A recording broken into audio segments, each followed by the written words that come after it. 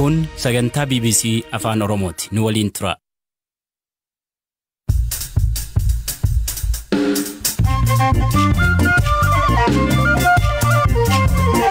Ashama akka mooltan sagantaan BBC Afaan Oromoo roobii galgalaa eegalee ammayyuu taanaadha. Itoophiyaan gaaffii Ashandaan hambaalee kiiliyaa UNESCO akka galmaa'u gaaffii dhiyeessite itti dhiisuu beeksifte.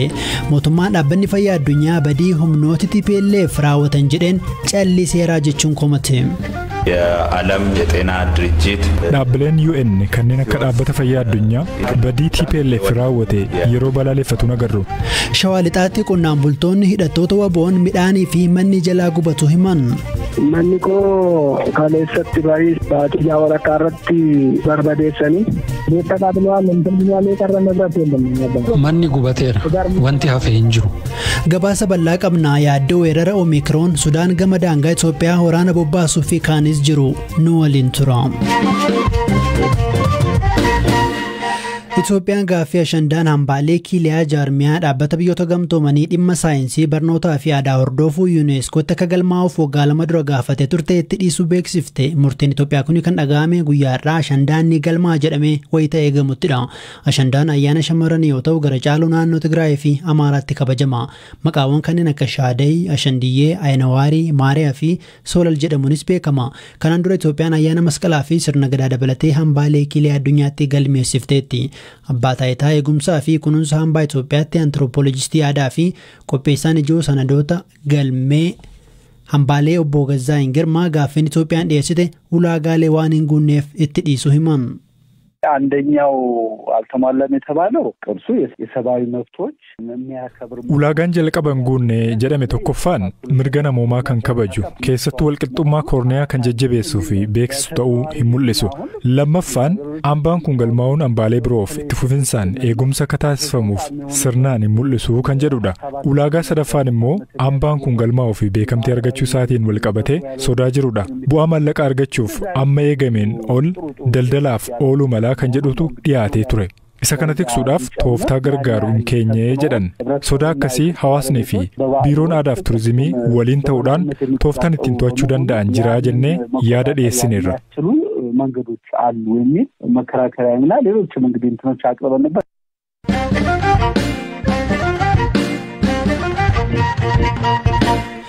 Biyyoota Itoophiyaa Keeniyaan yeroo jalqabaaf gosti COVID-19 Omikroon biyyattii keessatti argamu beeksifte. Ministeerri fayyaa biyyattii Mutaayee Kaagwee lakkoofsaan ibsuu dhabanis imaltoota irratti argamuu himan. Gosti vaayirasii COVID-19 Omikroon jedhamu haala saffisa dorgomaa hin qabneen tatamsaa akka jiru dhaabbanni fayyaa addunyaa beeksiseera. Vaayirasichi biyyoota addunyaa 77 keessa argamu dhaabbatichi hime. Vaayirasichi baatii sadaasa darbee Afrikaa kibbaatti erga argamee booda biyyoonni yaaddoo ibsaa turani. Hoogganaan olaanaa dhaabbata fayyaa addunyaa Dr. Tedros Adhanom bira hin ga'amne malee biyyoota kaan keessa jiraachuu mala of eeggannoonis cimuu mala jechuun ergaa dabarsaniiru. 77 countries have now reported cases of Omicron. Hangammaatti biyyaaleen 77 biyya isaanii keessatti gosti COVID-19 Omicron jedhamu argamu irra gahaniiru. Osoo mallee qoratamee bira gahamuu dhabee Omicron biyyoota hedduu keessa jira ta'a.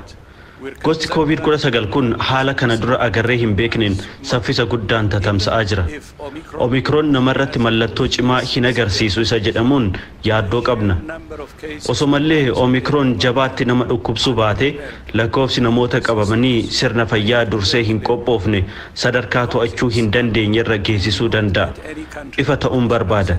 Talaalliin qofti biyya kamuu rakkoo fayyaa kana keessaa baasuu hin danda'u. Biyyoonni tarkaanfii fala fidu hordofuu qabu.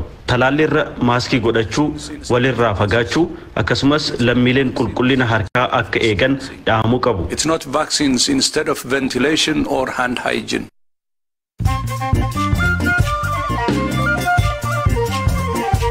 Amma mooduu gaggabaaboon sinitti poolisiin Itoophiyaa gaazexeessitoota AP3 miseensota waraana bilisummaa Oromoo waliin gaaffii taasisan hidhuu beeksise. Kunis lakkoofsa gaazexeessitootaa fi hojjettoota miidiyaa dhiyootti hidhaman 7 ga'eera. United Kingdom lammiileen biyyattii gara Tigraay, Amaaraa fi Affaar akka hin imalle ergaa dhaamte. Biyyattiin gorsa kana dura kennaa turte geeddarteetti. Baatii tokko dura UK dabalatee biyyoonni lixaa lammiileen isaanii Itoophiyaatti akka ba'an watwaataa turan. Sudaan gama Itoophiyaadhaan waldaangeessitu irratti loltoota dabalataa bobbaaftee humni waraanaa Sudaan daangaa Itoophiyaa waliin wal dhabaa jirutti loltoota dabalataa bobbaasuun bakkeewwan mootummaa Itoophiyaa waliin irratti muddama keessa galan guutummaan to'achuu beekseera. Waraanni biyyattii lammiileen ammanachi hirriba nagaa rafaa jechuun ergaa nageenyi mirkanaa'u dabarsuun dhagahameera. Sergio Agueroon imimmaaniin kubbaa miilaatti nagaa dhaammate. Injifataan Manchester City fi lammii Arjentiinaa Agueroon Baarseloonaa fi Atleetico Madridiif taphateera.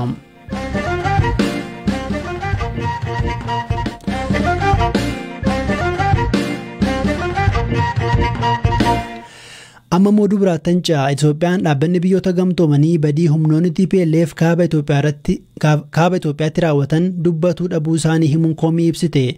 Bakkeewwan mootummaan torban muraasa darban lola gaggeesseen humnoota TPLF jalaa baasetti ajjeechaa jumlaa gudeeddii akkasumas mancaatiin qabeenyaa guddaa raawwatu himeera. Himannaawwan kana TPLF hin fudhatu. Ta'us kana dura dhaabbileen mirga namoomaa humnoonni Tigraay naannoo Amaaraa keessa gudeeddii fi ajjeechaa garaagaraa raawwatu isaanii gabaasanii turan. Gaafa jimaataa akkaataa sarbama mirga namoomaa Itoophiyaa keessa jira jedhu irratti manni maree mirgoota namoomaa dhaabbata biyyoota gamtoomanii marii ni taasisa. Ministeerri Deetaan tajaajila kominikeeshinii mootummaa obbo Kabbada Deessisaa dhaabbatichi badii TPLF callisee jedhan. ተቋሙ ገለልተኝነቱን ጥያቄ ውስጥ የከተታ ታሪካዊ ስህተት እየሰራ መሆኑን ነው የምንገነዘበው። dhaabbatichi walabummaa isaa gaaffii keessa kan galche dogoggora seenaa akka hojjetaa jiru hubanna. Hunda caala deemsitti jiru sirrii akka hin taanee fi walaba akka hin taane kan nu hubachiisu gareen shoror keessaa TPLF naannoo Amaaraa fi Affaaritti sarbama mirga namoomaa jabaa raawwateera. Dubartoonni gudeedamaniiru. Namoonni sabummaan qoodamanii jumlaan ajjeefamaniiru. Manneen barnootaa fi dhaabbileen fayyaa manca'aniiru. Dhimma kana manni maree mirga namoomaa dhaabbata biyyoota gamtoomanii akka waan hin agarree bira darbeera. ይህንን የሰብአዊ መብት ምክር ቤቱ እንዳላየ እንዳልሰማ አልፎታል። Obbo Kabbada Deessisaan keessumaa dhaabbata fayyaa addunyaa fi jaarmiyaa UN dhimma hambaalee hordofu ifatti maqaa dha'uun qeeqaniiru. እንደ ዩኔስኮ የዓለም የጤና ድርጅት WHO የመሳሰሉት የተደረጉትን ጥፋቶች ውድመቶችን dhaabbileen UN kanneen akka dhaabbata fayyaa addunyaa akkasumas jaarmiyaan dhimma saayinsii fi barnoota UNESCO badii TPLF raawwate yeroo balaaleffatu nagarru. Naannoo Amaaraa keessa qofa hospitaalonni 40 barbadaa'aniiru. Kanneen keessaa tokko kan dhaabbata fayyaa addunyaan deeggaramanii fi ijaaraman turan.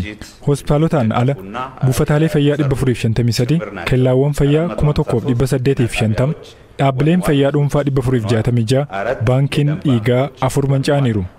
Walumaa gala naannoo Amaaraa qofaatti dhaabbileen fayyaa 2813 faayidaan ala ta'aniiru. Manneen barnootaa 2000 olis manca'aniiru. Kuni naannoo Amaaraa qofaadha. Naannoo Affaarittis wanta wal fakkaatutu raawwate. ይሄ በአማራ ክልል ብቻ ነው የተደረገው። በአፋር ክልልም ተመሳሳይ ዴታ ነው ያለው።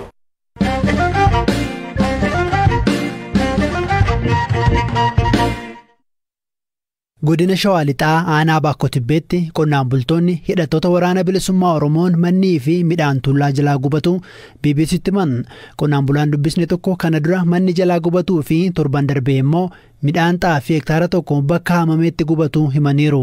Qonnaan bulaa biraa dubbisne immoo milishaa ta'uu fi manni jireenya isaanii bineeldota akkasumas qabeenya qaban waliin jalaa gubachuu himan.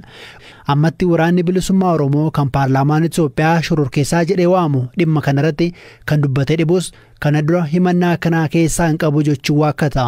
Qonnaan bulaan jalqaba dubbisne mannii fi midhaan isaanii jalaa gubate yeroo ammaa magaalatti baqatanii akka jiran himan.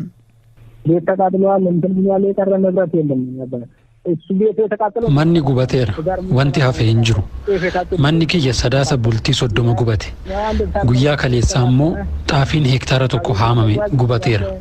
Kan na jalaa gube abaaboo shaneedha. Guyyaa dheengaddaa waaree booda naannoo sa'aatii 9 erga nu ari'anii booda galgala sa'aatii 4tti immoo guban. Nuti baqannee magaalatti galle maal goona? Kan ollaas gubateera.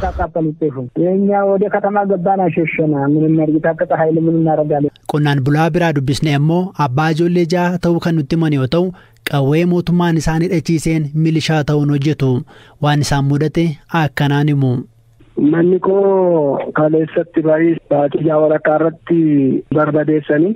Eenyutu barbadeesse? Abaaboo Shanee jedhamu akka eegicha galtaa meeshaa fidii ana doorsisu isaanimadha isaanimadha jedhaniitu natti bilbilaa turanii na doorsaa turanii isaati mana baqattee mana ollaa jirtu ture waamanii ulimadha meeshaa fiduu didee quufaadha akkana galee jedhanii ishee reebanii ijoollee reebanii fudhatanii deemanii ture. Akkamittiin bartanii isaan ta'uu isaanii? Isaan ta'uu isaanii hidhannootiin dhufanii mana namaatiin reebanii na baasanii jettee xixiqqee hidhatu meeshaa guutuu hidhatu.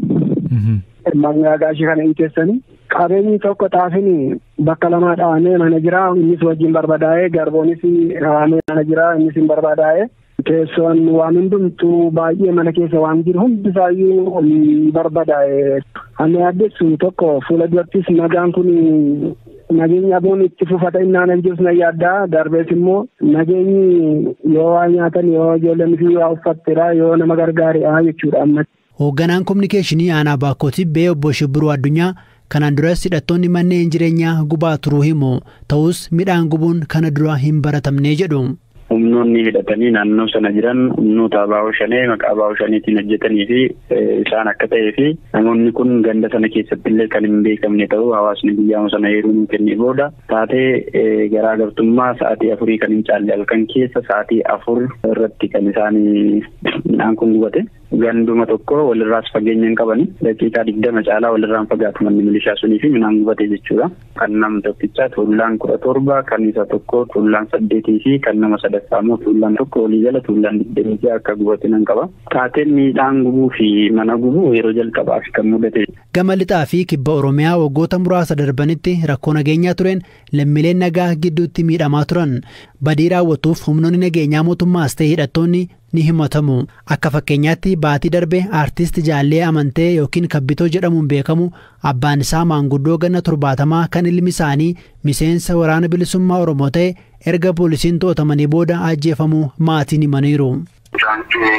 Waboodhaa bosona jedhamee sababa mucaa isaatiin hidhamee ture torban lamaan irra sanboota mana hidhaa tursiisanii gaddakamanii hidhaa keessaa baasanii karaa irratti ajjeesanii sa'aatii dheeraadhaaf akkas gara sa'aatii 5 akka reeffi hin taane dorganii nama guddaadhaa kan reeffa isaa xiqqaasee jedhanii gaafa deeman isaan sa'aatii wayiitti fidamanii jedhame namni jaarsummaa deemee gaafachuu dandeenye awwaala isaarra gaafachuu dandeenye. Poolisiin himannaa ilmi dhiyeesse irratti homaa hin dubbanne himannaa ol fakkaataa kana dura ka'aa ture irratti garuu mootummaan harka keessaa hin qabu jedha. Humnoonni mootummaa ajjeechaa ilmi keessan shaneedha fidaa jedhanii maatii dararuun akkasumas mana gubuun kan himataman jiru. Faallaan immoo hidhattoonni qondaaltota mootummaa mana milishaa yookiin nama mootummaaf dalaga jedhan gubuun akkasumas ajjeesuun himatamuun waan haaraa miti. Garuu badii nama tokkoof maatiin yookiin miseensi maatii ni gaafatama. Barnoota seeraan barataa digirii 3ffaa kan ta'anii fi yeroo ammaa biyya Xaaliyaanitti qorannoo taasisaa kan jiran obbo Abdii Gurmeessaa gaafanne. Seeronni idil-addunyaa yaada waliigalaa yookaan fireemworkii kaanii fi addatti immoo seerri akka Itoophiyaa qajeeltoowwan seeraa yookaan immoo principles of legality jedhee seera keessatti kan kaa'ee jiru yakki uumama isaarraa kaasee kan dhuunfaati yookaan immoo personaalidha jechuudha. Ijoolleenis maatiinis ijoollee isaanii bakka bu'anii gaafatamuu hin danda'ani yakki ofuma isaa personaalidha waan ta'eef. Dhimma kana hoo koomishiniin mirga namoomaa Itoophiyaa qubanii qaba. Dhaabbatichatti daayireektara qorannoo fi to'annoo mirga namoomaa kan ta'an obbo Imaad Abdul Fattah. Nama tokko sirriisan ilmi kee abbaan kee yookiin namni biroo asii wajjin firooma qabu nama biraa itti gaafatamaa godhee ilaalu yoo kan jiraatu taate sun sirrii miti. Inni kun bira dhufee qorannee mirkaneessineedha kan ittiin jechuu danda'u. Dhaggeeffattoota keenya sagantaan BBC Afaan Oromoo roobii galgalaa xumuramutti jira. Oduuwwan dabalataan sinitti Naayijeriyaatti namichi seexana waaqessu tokko konkolaataa waliin awwaalamuun gabaafame. Awwaalcha akkanaa agarreen beennu jedhaniiru jiraattonni. Maanguddoon ganna 70 kun haadha warraa 57 akka qaban himaniiru. Manni murtii Afrikaa Kibbaa pirezidaantiin duraanii biyyattii Jaakob Zuma sababa fayyaatiin wabiin gadhiifamuun isaanii bu'uura seeraa kan hin qabnedha jechuun gara mana hidhaatti akka deebifamaniif ajaje. Zumaan sababa rakkoo fayyaa ifa hin taasifamneen fulbaana 5 irraa eegalee mana hidhaatti gadhiifamanii turan. Dhaggeeffattoota keenya sagantaan BBC Afaan Oromoo har'aa kanumaan xumuramaa ammayyuu taanaan ture kan isiniif qopheesse immoo hirphaa gammachuudhaa boroo walitti deebinaa halkan gaarii.